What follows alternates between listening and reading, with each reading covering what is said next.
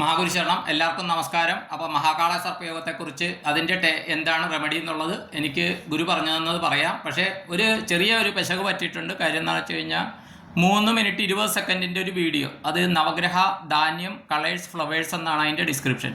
അതിനകത്ത് ശുക്രന് ശനിയാഴ്ച എന്ന് മിസ്റ്റേക്ക് പറഞ്ഞു പോയി. ശുക്രന് വെള്ളിയാഴ്ചയാണ്. തെറ്റ് പറ്റിയത് ക്ഷമ ചോദിക്കുന്നു. അത് മോഡിഫൈ ചെയ്യണ കാര്യമൊന്നും അറിയില്ല. അതുകൊണ്ട് ഞാനിതിൽ ശുക്രൻ വെള്ളിയാഴ്ചയാണെന്ന് എല്ലാവർക്കും അറിയാം. എൻ്റെ ഒരു നാക്കുപിഴ വന്നുപോയി. നിരുപാധകൻ ക്ഷമ ചോദിക്കുന്നു. അപ്പോൾ ഇതിൽ മഹാകാള സർപ്പയോഗം പലരും ചോദിക്കുന്നു. രാഹു തൊട്ട് കേതു വരെയും കേതു തൊട്ട് രാഹു വരെയായിട്ട് ഗ്രഹങ്ങൾ നിൽക്കുന്നു.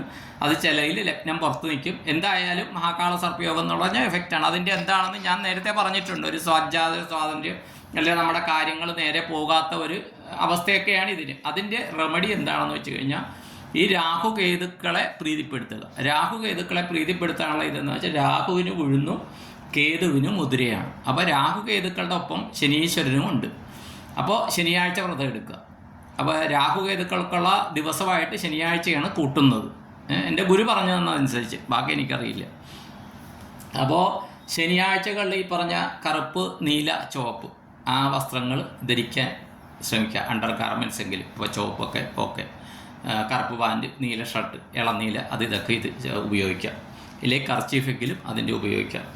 വേറൊരു കാര്യം എന്താണെന്ന് വെച്ച് കഴിഞ്ഞാൽ ഇപ്പോൾ ലേഡീസ് ആണെങ്കിൽ അവരുടെ ഡ്രസ്സുകളിൽ അങ്ങനെ ഇത് ചെയ്യാം. വേറെ ഇതെന്താണെന്ന് വെച്ച് കഴിഞ്ഞാൽ എള്ള് ഇത് ചെയ്യുന്നുണ്ട്. അതുപോലെ തന്നെ ഉഴുന്ന് ഇട്ടിട്ട് ഒരു മറ്റേ മുതിര വേവിച്ചിട്ട് തേങ്ങാപ്പാരയിട്ട് ഉപ്പില്ലാണ്ട് കഴിക്കുന്ന പോലെ ഉഴുന്ന് അത് ഉപയോഗിക്കാം. അങ്ങനെ ചെയ്യാൻ പറ്റുമെന്ന് എനിക്കറിയില്ല. കാര്യം എൻ്റെ വീട്ടിലെ പാചക കാര്യങ്ങളെല്ലാം ഭാര്യയാണ് നോക്കുന്നത്. ഞാൻ ജസ്റ്റ് പാത്രം തേക്കൽ അങ്ങനെയൊക്കെ കാര്യങ്ങളാണ് കേട്ടോ. അതുകൊണ്ട് അതിനെക്കുറിച്ച് എനിക്ക് ഗ്രാഹ്യമില്ല, ക്ഷമിക്കുക.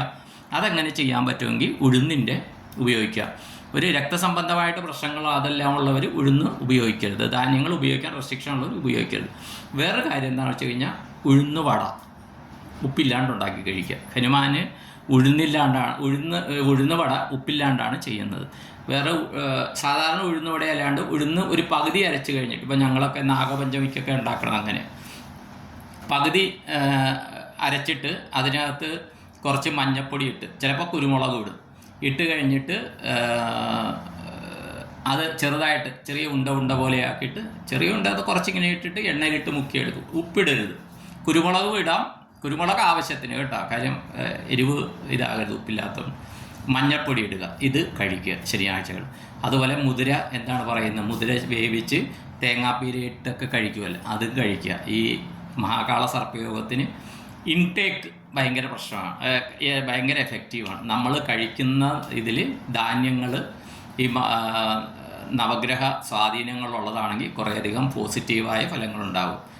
Subject to healthy problems.